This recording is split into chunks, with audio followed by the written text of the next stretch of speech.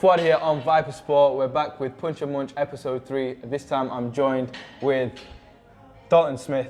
Thought you forgot his name then. I'm joined with, who are you again? I didn't know who to introduce first. But our very own Jacob Flowers is here as well to help me out a little bit today, isn't it? Yeah, he needs help. I need help. I'm not great at this presenting. Last two were a bit dead, so thought I'd come in, freshen it up a bit, do you know what I mean? Add the flowers sort of vibrance, but no. Alright, okay, we'll leave it. But anyway, Dalton, you're here. Last week, your debut, professional debut. Talk me through it. What was the emotions going into it? How was it? Oh, it was everything I've dreamt of, you know. Obviously there was a lot of build up to the debut, but you know the night couldn't have gone any better, and you know I enjoyed it, I performed, so that's all that matters. Any nerves going into it, or was it just straight? Oh yeah, I was shitting business? myself. Serious? Yeah, obviously because there was a lot of hype and build up behind it all. Yeah. Obviously with the media, so obviously when I was making the ring walk and stuff, obviously I get nervous before each fight, but I was stood there waiting to come out and stuff, and I was thinking, you know, it's down to me now. You know, obviously they've hyped it up, they've put a lot of media and stuff out, so I thought it's down to me now. I need to go out and perform. So the ring walk was like straight business. I don't know if you saw it, but it was like no slow walking out. It was almost like a half sprint straight in there. I watched it back and I thought that was a bit fast. Yeah, you just sprinted straight. Is it one of them ones where you just can't wait to get it over with? Or did you have time to enjoy it when you was doing it, or? I don't know, because I think that was like the first. Because obviously the third professional ring walk, obviously in the amateurs and stuff, you've got your gloves on, you straight to the ring. Yeah. So maybe that's just from the amateur days, but I'll try and enjoy it next time. I was like, is this boxing or is this? I was out of breath getting in the ring. All right, let's take it back to the younger days. Talk about your childhood. Tell the people that obviously don't sort of know who Dalton Smith is. Tell us about your life coming up, your childhood, bringing up. Yeah, so I first started off, I was playing football. Yeah. I was a terrible footballer though. So what position? Yeah, I didn't have one. One of them ones where like you just come off the bench and play right back. The manager just sticks you on wherever. Yeah, just chase the ball wherever it goes. But no, I played football, and then there was a boxing gym, which obviously my dad's got now, still City.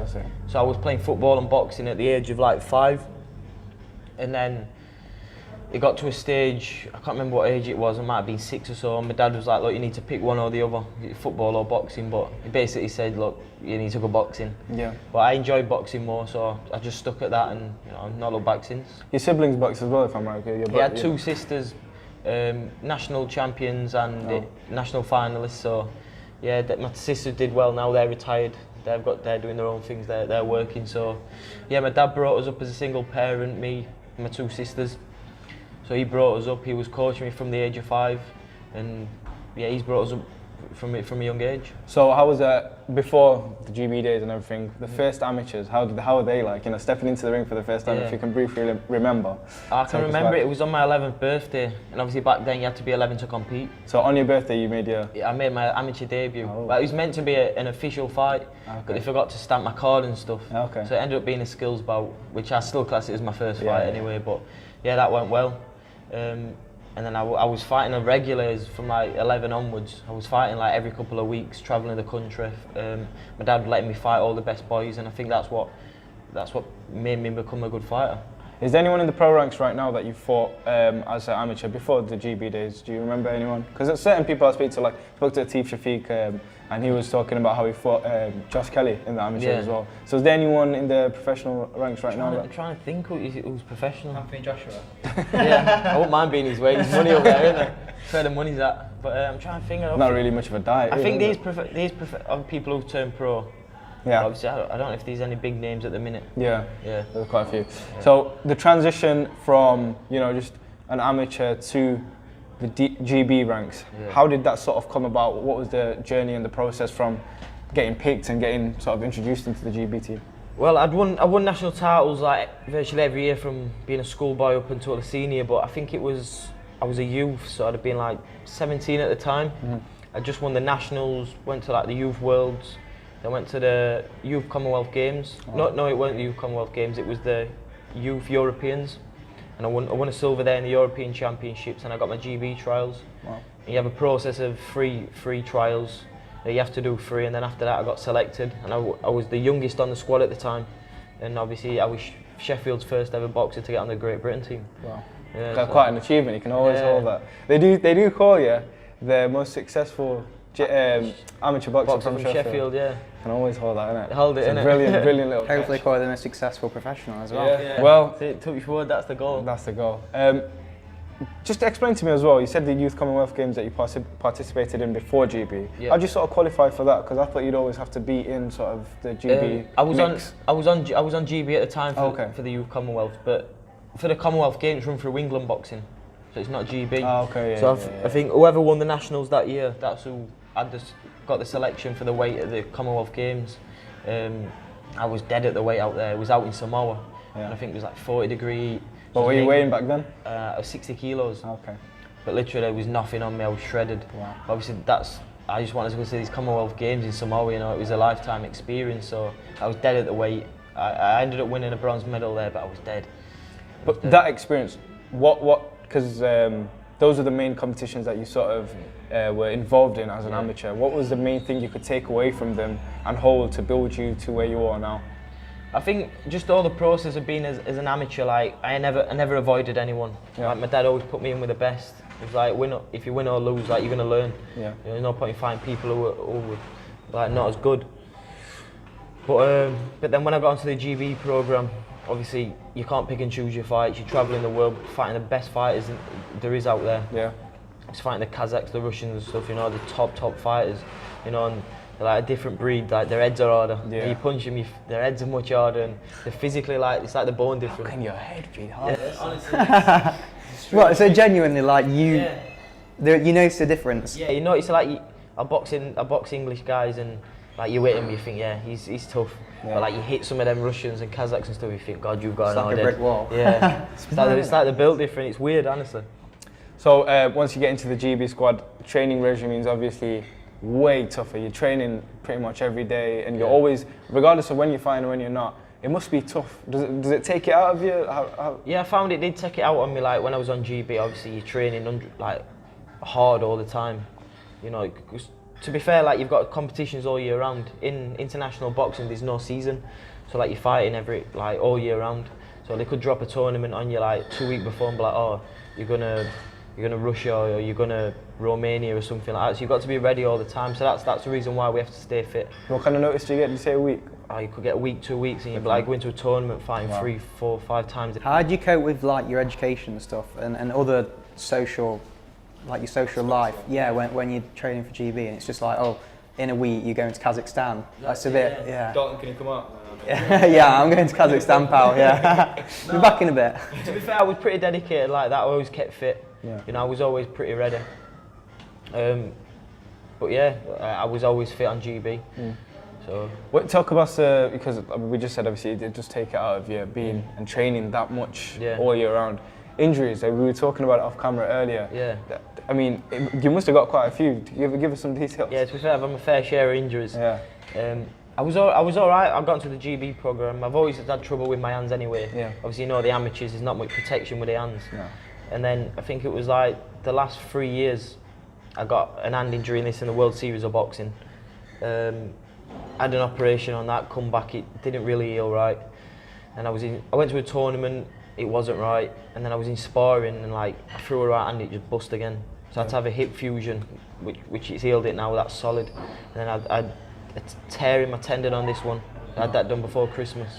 So I've had my fair share of operations. Does that affect you now when you're in the? Do you think about that? Thinking like if I punch too hard, it might, or is that just not into your head, like with the injuries to your hands? For a short while after the operations and stuff, obviously, because I think, oh, I've had 2 on this one now. If it goes again, you know, it's going to ruin me. It's going to mentally drain me. But you know, I think you build your confidence back up over time. Obviously, you get confidence in it. You're punching these hard Russians' heads and stuff. You think, yeah, it's definitely healed now. But you must have a hand like their heads now with all the steel. All the steel and bolts in it. Yeah, they're 100% now. So I had a good surgeon on it, Mike Ayton. You know, he works with everyone, and you know, I've got to thank him for it. He saved my career. Yeah, Ian Gatt as well, the GB physio. He's the physio, yeah. You know, the GB had the best physios out there. Ian Gatt. And obviously all the others working there, you know, they kept me. Yeah, Ian's a top physio. Yeah, he helped me a lot with guy. my shoulder. And yeah, Ian's a top guy. So I want to talk about the World Series of Boxing that you competed in. And the last one, if I can do it correctly, was in Sheffield, was it? It was, yeah, against Kazakhstan. Yes, at Ponce Forge. What was it? Because that wasn't professional, but you were still sort of headlining a Sheffield show. Sheffield show. What was that like? Obviously there's pressure on you there, but you know, I've been there before. And obviously Kazakhstan, he's a tough fighter, he is. And I just got into a war with him, that guy. That was entertaining for the fans, you know. I should have boxed a bit smarter in that fight. But no, I enjoyed that, being in Sheffield. Obviously, as an amateur, travelling the world, so it's nice. It's very rare fighting in England, so never mind Sheffield. So you had that little. The WSB always has that touch of professional because you're not got a vest on. It feels a bit professional. But like, it's professional rules, isn't it? Yeah, like, pretty much. It's professional rules, littler gloves. But you're not fighting no journeymen. Yeah. You know what I mean? You're straight in there against like, you won't be fighting people like I unless you're fighting for world titles and stuff in the professional. So it does put you in good stead for when you turn over. But let's talk about your gym right now. I spoke about it with you last week, but let's get into a bit more detail because you've got. Your sort of level that you're at is fine now. You've got enough experience, but then you turn around and you look at your stablemates, the likes of Charlie Edwards. Him, I'll touch him first, but the world title winning, you were part of that. How was that like for you? The whole experience, the fight week, you know, being involved in fight night. Oh, it was, you know, that'll live with us for like however long we know each other now. Yeah. You know, it's to see obviously what it meant to Charlie as well, and also my dad. You know, for the game plan, what they made, and on fight night they pulled it off. You know, everything went to plan. I think just the old gym, it meant so much to us. You know, to the gym's first world champion.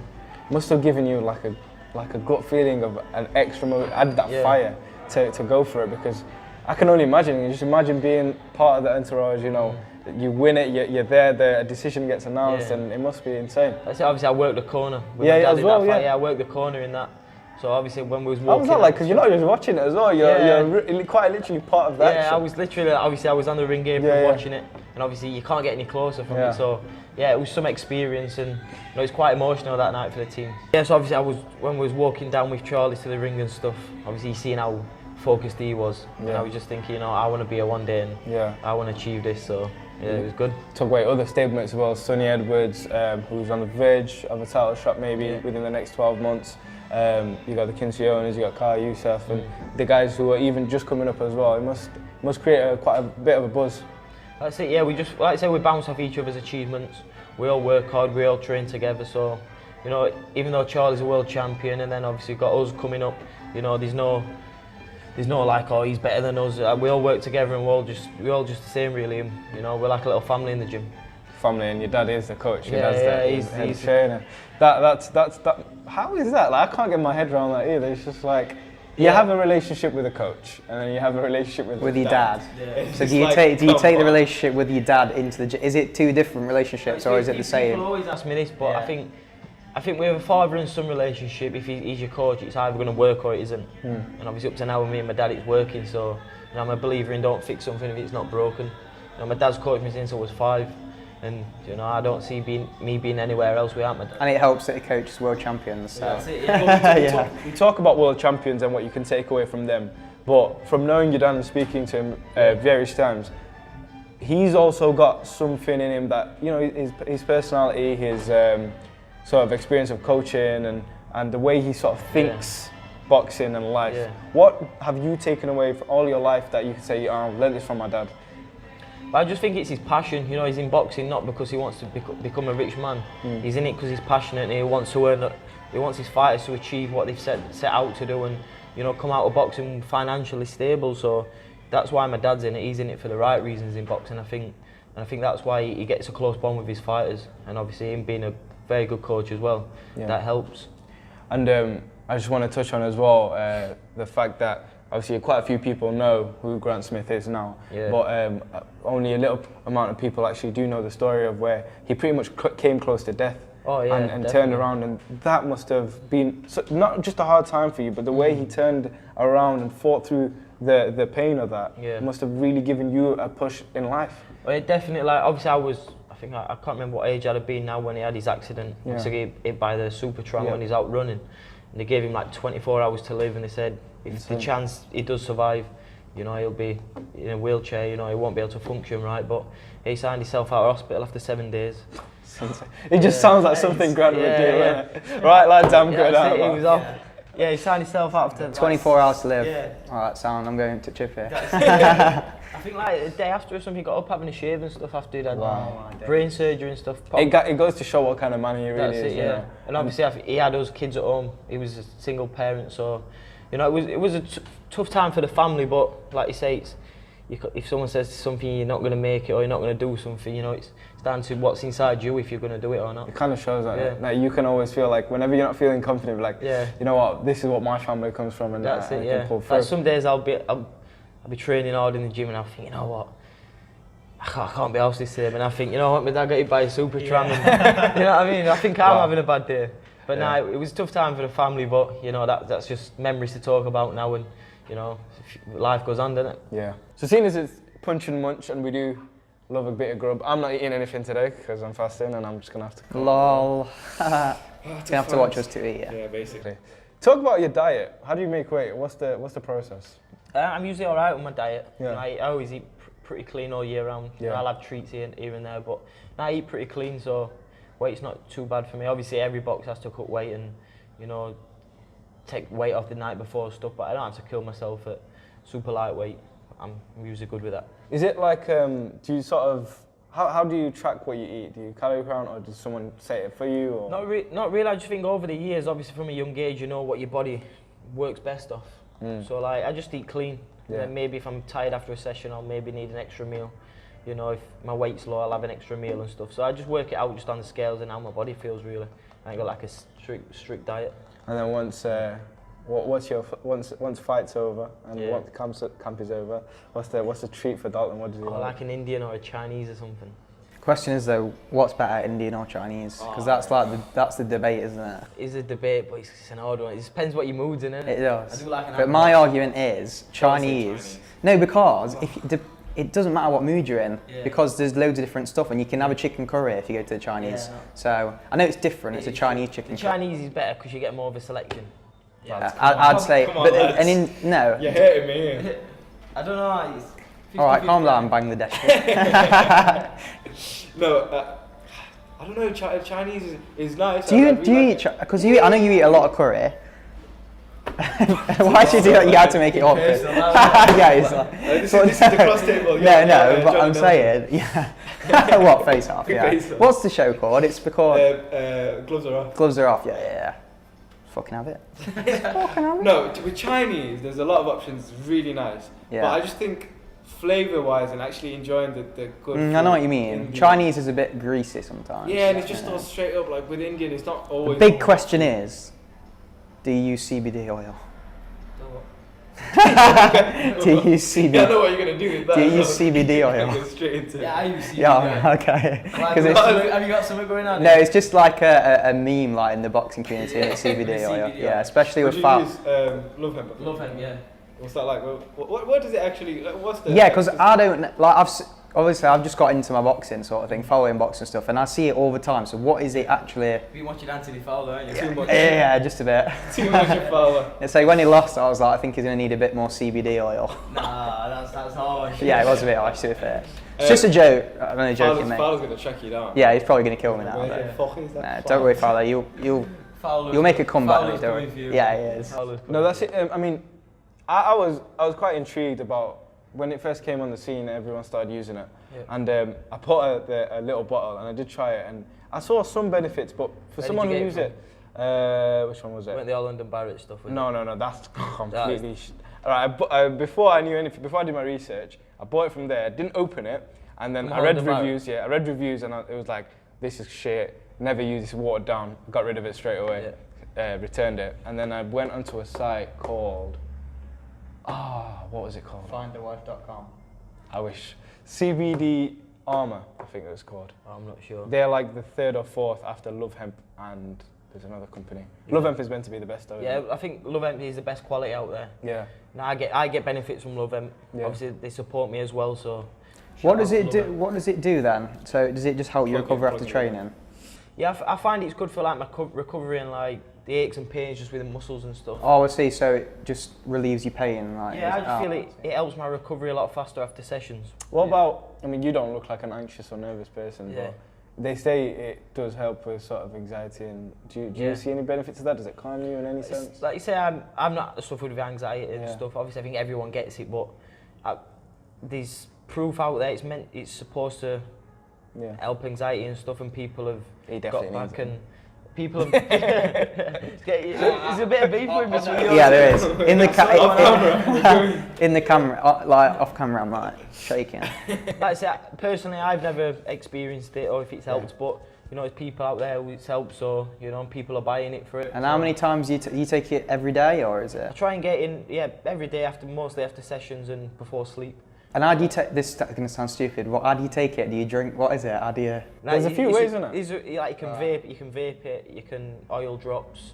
Right. There's a couple of ways, but I just use the oil drops. Okay, fair enough. Just put it under your tongue, and it absorbs like that. So. You know what? This is completely going back onto the topic. Yeah, but when we were talking about Chinese and Indian, we didn't add Mexican. Yeah, but that's the ultimate debate is Chinese and Indian. I do love a Mexican. I think we should add Mexican in there. I think they've got a good level. Yeah, they have Mexican. Yeah, it is. Yeah. Why don't we ever talk about them? I don't know. I think they're just underrated in the UK. Have you ever been here before, Amigos? I've been Amigos. Yeah, it's a nice place. Very nice place. We've been here twice now, and it's... Because everyone loves fajitas, you make them at home, but you never think about going to a Mexican restaurant. When you make fajitas at home, it's never really... Well, your fajitas, yeah, but, you know, my fajitas... No, isn't it? But, no, I think it's always different. It's like making a curry at home. Some people don't make it right. I mean, we do, but, you know, I'm sure your curry ain't up to standard. What do you mean we do? Indeed. What do you mean? You people. He's got a racist there now. It actually feels like gloves are off. He's in the middle. Isn't it? I'm Johnny Nelson in the middle. The white Johnny Nelson. What's race got to do with it? Huh? Jacob, listen, mate. If it's going to get personal, we're going to move this table out in a minute. cut this and just make him look like a racist. I know it is. It actually is as well. No, I'm not. I wish I could have a hand in the editing.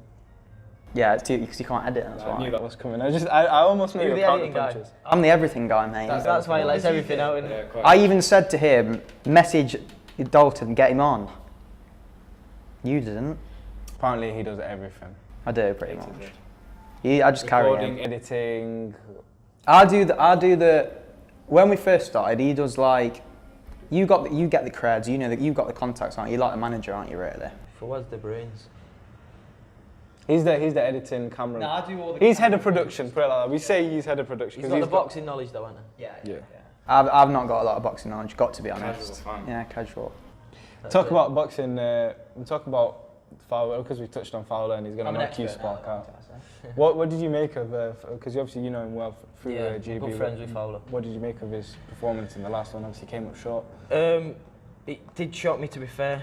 You know, Fitzgerald, he pulled off a good performance, but like I said, that's boxing. It was interesting because he beat him in the amateurs, didn't he? Yeah, like I said, that was years ago. Different though, isn't it? Yeah. Years, that was years ago when they was much younger, so you know they're a lot more established. They've improved more, both fighters. But you know, I thought Fowler would have got him out of there. Even though I do like Scott, he's a very nice. He nearly did though, to be fair. Yeah, he nearly He did. just gassed out, and I then think he put too much in the earlier rounds, and then yeah.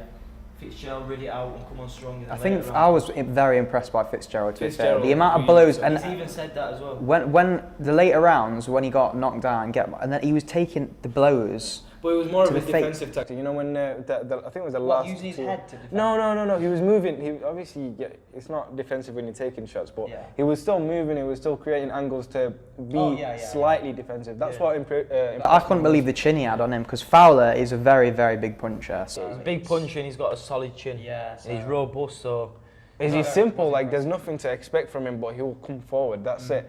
And it was really impressive the way Fitzgerald sort of. I'd love to see a rematch. Not gonna lie. I'd love. I mean, I think it could be one of them ones like a where they could do three. Yeah, Do you know what I mean? yeah, I think one it'd each be and then have because it was equalised such a good fight. yeah, it was good. But you know, I think it definitely will be a rematch there, and it'll be interesting. But What do you make of Ted Cheeseman in that mix? Because he obviously came off a loss to yeah, Sergio he came off Garcia. a loss as well, and you know, I think that people were shocked with that one. European but no, I title think they've shot. got a good little thing going on there. Yeah. You know, they could all fight each other, but see who comes out. Would you think Ted Cheeseman or Scott Fitzgerald? Because I think that's the next fight before Fowler gets involved Yeah, with either of them. that's what it's been talked about. I British think title. I fancy Fitzgerald in that one if he turns up like he did against Fowler. Yeah. But I think if he hasn't, He seemed really motivated for Fowler, didn't he? I don't know because in the press conference during the face-off, he almost looked sort of frightened, but it's weird. You can't always judge. I think that's because there was a lot of emotions on that fight, weren't Yeah. there? It got a bit personal, so. Oh yeah, It got a bit. I mean, personal. I was stood right. I was stood behind Fitzgerald, so I was seeing Fowler's face towards him. I shit myself. I'm not even gonna lie. I was like, oh my god. It was like telling him. It went up to him and I was, I'm knocking you out. But maybe that's his insecurities though. I doubt Fowler's got insecurities. You're wanting to get knocked out by Fowler. Mate, I'm trying to get beat. We're trying to get Fowler on the show, and it's not going to end well. This might get him on the show because it might be a gloves are off again. Oh yeah, with me in the middle. You won't be sat there, Fowler. You'll be behind that camera. No, it is interesting. No, I didn't mean it in that way. I think maybe he underestimated Fitzgerald. No, I think what Dave Caldwell said as well is he went into the fight sort of not underestimating, but He thought it was going to be a lot easier. Yeah, and because it was in Liverpool, his first show at the Echo, and there was a lot of pressure on him. And like you say, and I don't think it was nerve. I think it was overconfidence of believing in himself too much, and which is weird to say, but it happens. I don't know. Maybe not though. Maybe he just went in there. They both gave it all, and the best man won on the night. I was shocked when he dropped him though. The little gloves did a big shot, but look how big the shots were, and Fowler got up. Exactly, and it was in the last round, wasn't it? Yeah, last round, yeah. And like you said, when you're tired, fatigued, it is hard, but you know, Fowler is a driven man, and he'll be back. Team GB members, obviously. Who out of the Team GB members that are pro now would you tell people to keep an eye on? Oh, here. Oh, the food, yeah. We got the food. Here we go. Yeah. Thank you. Oh, wings, mate. That looks too good, and I'm just. Are you fasting? Yeah. Yeah. That's what I said. He didn't realise it until now. Dig in, mate. Are we in? Yeah. No, so. Yeah. Do you want one of these? I'll give you one of these, mate. Don't worry. So we've got nachos and chicken wings. Nachos and chicken wings. The chicken wings, right? They look very hot, moist, and very hot as well. Let's rate the chicken wings. It's not. All right. Let me have. Hold on, let him get a piece as well. We want that piece. That one a bit more. Wow. They've got a kick. What is that? Not really hot, but. I reckon you can take hot food, and I don't think that's hot. No, it's not hot. That is really good. I'll tell you what's the best thing from. No, they are hot. I just gassed you up. I said, I'm not good with hot food, but They are like hot, but they're not like, oh my god. bearable. I had a McDonald's wrap. Yeah. I got the buffalo one. No, I'm saying this sauce in the McDonald's wrap, I think they tried to kill me. Wow. Must have saw me in drive-through like that guy. Let's rate Yeah, something like that. Or it was buffalo. Rate them out of 5, boys. At 5. I give them a 4. Yeah, I was going to say 4. They are nice. They are really, really good. It's going to be hard to beat them chicken wings. Is it? They were good. But I'm telling you now, you want a piece of this. Get a bit of the sauce and carrots and whatnot. That's the thing. You want to dip in that sauce. We'll see. Let's have a bit of this. What's that like? That's my favourite. Does that edge the chicken wings? It's different, but it is nice. Alright, let's have a go. I think you missed that. It's pretty hard to cut with this dodgy hand, but I'm giving it my best go. What's this potato? Is it just potato? No, it's carrots. Carrots? Yeah. Really? Oh, It's okay. interesting. No, it's carrot. Yeah, I'm sure. Oh, is it potato? It might be potato. Yeah. It might be potato. It might be right. Yeah, it's different. I prefer the hot wings, but that is still banging. I get that one a 4 as well. I'm full now. We've got one more. The peri peri chicken. Oh. We've got peri chicken as well. Oh my god! guys. Thank you very much. Wow. Right, I think I'm gonna have a taste of that spring roll over there. Right, Give that a rating. What is it? What's exactly in it? right. It's weird. It's like puff pastry that, and then obviously it's just a normal burrito. There's rice, there's chicken, there's beef. It's very nice. So we just finished our meal. I've just gone through a dreaded 20 minutes of watching them eat. Lads, sum up the meal for Didn't really amigos. turn the cameras off, it was sticking in really. No, I wasn't. Just wiped that little bit of crumb off my face. If his mum's watching this, then he disobeyed the rules. Not But really. yeah, tell us about the meal. It was a solid. I'd say I'd probably give it 8.5 out of 10. I go for the same. Favourite dish? I love the chicken wings. I like the chicken wings and that, what you said. Chicken Poblano. Yeah, that was nice. Good food down at Amigo, so if the champ says it himself, you have to come down and check it out. Anyway, let's go back to talking about boxing, what we were talking just before the food came. Training with some of these fighters at the GB squad. Tell me some of the guys that you sort of not look up to, but inspire you from that stable, and who you can take a lot off from. The ones who are professional now? Yeah, the ones that turned over. You just got to look at the likes of, obviously there's Anthony Joshua, isn't there? But Yeah. I think Josh Taylor's like one of the strongest ones at the minute. Yep, definitely. Obviously Fighting this weekend. Big fight, world title fight. Yeah, boxing for a world title, I think he'll win that one. I think there's a lot of good fighters. Obviously, Josh Kelly's. But I think quite most of the GB lads who have come through, like, they'll do well. Who are you close to most at GB? With like, you know, did you have like, how does it work? Because there's quite a lot of fighters. Did you have like friendship groups, or is it like school? Or yeah, so what it's like, you have apartments, flats. Yeah. I get on with the Scousers. Obviously, Pete McGrail's, Anthony Fowler, Blaine Island, he's retired now. He's hopefully coming back. And Thomas Hart. Okay, yeah. Yeah, recently turned professional. So I got on with all them lads. So still keep in touch with them. And who do you think, out of the GB stable there is now, who would you tell people, the casual fans, to watch out for? Who's in the stable now? Yeah. I think, do you know what? Like, I once spoke to this with Rob McCracken, obviously the head guy, and he was like, you know, it's probably the strongest the team's ever been since he's been working.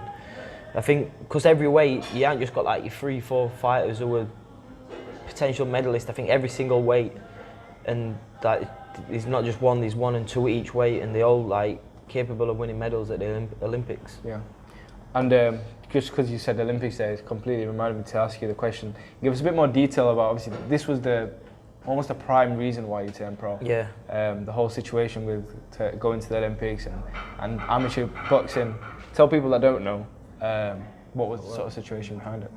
Obviously, I planned on staying for the Tokyo Olympics, obviously, and you got to qualify and stuff, but just when I come around with the rules that they was taking the 2 weights out for the 2 female weights. To explain, which weights were so 56, so 40, they've got rid of 49, so that's just 52. So and then they took 64 out, made that to 63, and then made 56, 57. Okay, so there's no 60 as well? You see that meme? There's no 60. Working it out. Yeah. So there's no 60. It's just the 64 and 60s merged to 63. Wow. Yeah, so it's messed up. So it goes up from 52, 57, 57, 64, 63. 63, yeah, and then 69. All the other weights are the same. Big jump, isn't it? It's a big jump. Yeah. Cuts out a lot of opportunities. That's it. So for me to move down, I've been dying. Yeah. And then to move up, I wouldn't have been big enough, so I had no choice really. So to move down to 63 would be too much to ask for. Obviously in the amateurs, you've got to make weight every single day, so it'd have been a bit of a struggle. I didn't want to go back to the 60 kilo days. Wow. And they added which 2 female weights have they added in now? I'm not sure what they added for the females, 50. but I know they put 2 female weights in. Interesting. What's your whole take on that? Do you think? Because obviously female boxing has to grow. I mean, we've got the likes of Katie Taylor coming up as well, and really making a name for herself. Clarissa Shields over in the States. Yeah. I mean, they're doing huge things for boxing. They're motivating a lot of young women to come up and really give it a go, because it almost comes across intimidating. But when the situation like what's happened in the Olympics and it's sort of taken away your dreams, what do you think of that? What's your sort of perspective and verdict on that? Like, obviously you've got to see it for the females. Like obviously female boxing is getting bigger now, and it does need to grow. So obviously if the weights needed to be added, I'm up. Like, I understand that, but I just think it affected the male boxing. To take 64 and like the 49s, like there's some strong fighters at that weight, and it's a popular weight. It's probably one of the most rammed weights. It's one of the strongest weights, most popular weight. So it just messed it up a little bit. So, I thought if was there any, obviously, I mean, you were like almost had your foot in the door to 2020, it's next year. So when you were turning over, was it a really hard decision? It must have been a lot of emotions, because it's your dream. That's when you put so much into it. You want to become an Olympian, just to call yourself an Olympian and get to an Olympic Games. It's a big achievement. But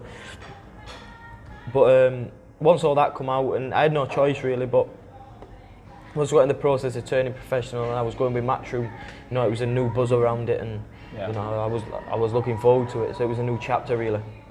Let's talk about last week when I spoke to you at Nottingham. We were talking about sort of fighters you watch, and sort of seeing as though that was a short interview and we've got a bit more time here. I just want to go into detail. You said you like the likes of Canelo, and what do you take away from, if you watch sort of Canelo and study him, what kind of things do you take away when you study from him? I like how obviously his movement, like the way he fights, you won't think his movement was as good as it is, but his reaction and his timing's like spot on. Yeah. And I like to fight. That's how I like to fight, because he's. He doesn't get hit much, but he gets still stuck in and has a good thing. He's entertaining. He's got one more belt to catch, I think, in that division. Yeah, is it one more? WBO, and then he's won every single belt. He's won every belt, hasn't he? In the middleweight division. Where does he get stopped? Not stopped when he moves up. Stopped as in like knocked out, but stopped as in when he moves up to super middle. Yeah, I think when he moves up, and I think the likes of Callum Smith, I think it'd be too big for him. What happens when Billy Joe fights him? That's an interesting one. That's a very interesting. It's a very fight, isn't it? interesting one, yeah. Because Billy Joe's not your average. He won't stand. He in won't front of stand there and Canelo. he'll keep moving. And I think Canelo sometimes will struggle a little bit with movers. Yeah. So Who in your weight class do you take away from, and do you think, okay, I'm gonna? Because obviously Canelo is great, pound for pound. Yeah, it's we all Canelo. watch him. He's not the same weight, but I like Josh Taylor, even though he's a Josh Taylor. Yeah, I just like him. You know, he's good. He's a good fighter. He is a very special talent. I think the boxing heads in England and around the world will know Josh Taylor, but it's a bit annoying because the casuals haven't caught on to him yet. Whereas he's at this point where, you know, he could really turn over. This weekend. I think this weekend his platform will just rise. Yeah. Win it. And if he wins this the SB, World Series Boxing. Well, yeah. Yeah. But I always get confused. World Series of Boxing. What's the amateur one? WSB. World Series Boxing. That's World Boxing Series. So WSB, WBS, isn't it? WBS, yeah. I hope he does give him a platform in the future. Let's talk about this as well in professional ranks. There's a few stories out. Now you're a professional and you've been involved in boxing. Your take on situations like, say, the Joshua Miller situation. Yeah. And Miller failing 3 drugs tests, which was a shambles, really, because he originally came out and said he didn't take any, and then he turns out to fail. Turns out and says he has. What was your sort of take on it as a boxer and being in the boxing world? I don't think they should be allowed to box ever again. Yeah. You know, you've got people like us living a clean sport, no cheating. You know, it's not that you're in a sport where someone can get seriously hurt. You know what I mean? People have got families behind them. You know, to be fair, it makes my blood boil really when you see that happening. There's been numerous situations in the past though where a lot of fighters at the higher caliber have failed drug tests but come back. Yeah. So do you think it's unfair not to give him a chance, or compared to the situations in the past? To be fair, I don't support it all with the drug cheats. Yeah. You know, if they've got to cheat to become successful, you know, they shouldn't be in it. To be honest, he did fail kickboxing as well, didn't he? Yeah, that's it. Yeah. So if, at that point you kind of. That's it. Yeah, he's always been a cheat. Yeah. So Once a cheat, always a cheat. That doesn't change his spots. Yeah. Well, he's been replaced by a very good opponent, in my opinion, Andy Ruiz. What do you make of that? Andy Ruiz, I think he's a good fighter. In the replacement for Miller, I think that's a good replacement. I think it's a very good replacement, but I don't think he's powerful enough to face Joshua. Do you think it's a better fight than the Miller fight? Yeah, I think so. Yeah. I think Miller would just be made for Joshua. Yeah. He'd be blown out in a couple of rounds. Even though it wouldn't have been if he had them. Would have knocked him out. Even if it was still on the steroids, I still think Joshua would have got him out Yeah, I there. was gonna say. Yeah. You're gonna need like all the drugs in the world. Probably still can't beat Joshua. Like if you were drugged up to the max, probably still couldn't beat him. Helped him, but he'd have still got sparked out. Yeah. To be fair, I'd have liked to have seen that now. Do you think, how much of a chance do you think Andy Ruiz stands? What's your prediction on the fight? I think he'll do well for the first couple of rounds. Yeah. Then Joshua will just work him out, and I think it'll stop him round 6 onwards. Yeah. Yeah. I can see Joshua stopping him, but it's interesting because every time Joshua's faced a shorter opponent, he's not necessarily struggled, but he's always had to sort of figure him out. Apart from Klitschko. I find that though, when I fight smaller fighters, I find it harder than fighting someone taller. Yeah. I just think because you're punching down at him, Yeah. so you leave yourself more open. But I think you'll get him out with there after 6. Andy Ruiz, he does look good though. I mean, I hope it's almost a Joshua ticket. You know, once you fought Joshua, your platform was there. Like you just want to be there. You're financially all right after that, aren't you? So well, Carlos, that's why you chase it. Carlos Takam, if you remember, when he came on to fight Joshua, he was like a last-minute replacement, I think 2 weeks. And look at him now. He's had the Chisora fight. He's going to fight Usyk. See, if you get that opportunity, other things come off it. So who knows? And another fight in June from another Sheffield fighter. I want to take your predictions. Josh Warrington against Kid Galahad. Yeah. Huge fight for the IBF featherweight title. Yep. See that playing out? Obviously, it'd be nice to see Barry win the title. Obviously, being from Sheffield, you know, you support your own. But it's about time he's had a title shot. It's been a while. That's it. Yeah, he obviously does deserve a title shot.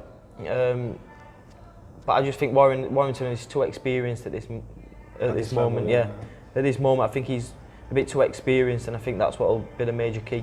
It's an interesting fight though, because Warrington's faced Lee Selby, who was drained at the weight, and then he faced Carl Frampton, who was almost like a golden ticket because he came to fight with him, and you know, Josh Warrington just stands there. But Kid Galahad is like probably at his prime, not drained at the weight, and will box really clever. So I don't know. How do you see that playing out, Mr. Flowers? I'm a casual, so I'll go with Galahad because he said Warrington. So. Yeah, you're going with one. Who do you see? How do you see playing out then? I just said, I mean, I don't know. No, you didn't. You was very vague with your answer. You didn't give a definitive answer. He wants to sit on the fence. I want both of them on the show. Oh, right, yeah, okay. No, I think it's a difficult fight for both. Because like I just said, when he went to fight Lee Selby, everyone was like, it's he won't win because Lee Selby will just box his head off, and Warrington will just come forward and try swing, which happened, but Warrington caught him and beat him. And then the Frampton fight, Frampton just looked a bit slower at the way, and maybe that's just the style of Warrington's fighting now. Yeah. Maybe people struggle with it, but if you had to pick Barry or Warrington, which one? They stuck it on me now. For moral support, I will go with Barry on points. Yeah. But for me, it's a 55-45% fight to Barry. Right. Do you take that? 55-45. 55-45, that 10% be just because he's from Sheffield and I'm being biased. Okay. Other than that, I think it's 50-50 because it is a close fight. Barry's not weight trained, he's not inexperienced, and he's got the skills. So.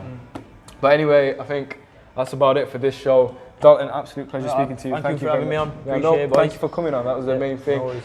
Make sure to follow Dalton's career. He's got a very bright future ahead of him, and hopefully he'll remember us when he becomes world champion and comes on Punch and Munch again. But yeah, make sure to subscribe to the channel, follow our Instagram page and our Facebook page, and yeah, stay tuned for all the content coming soon.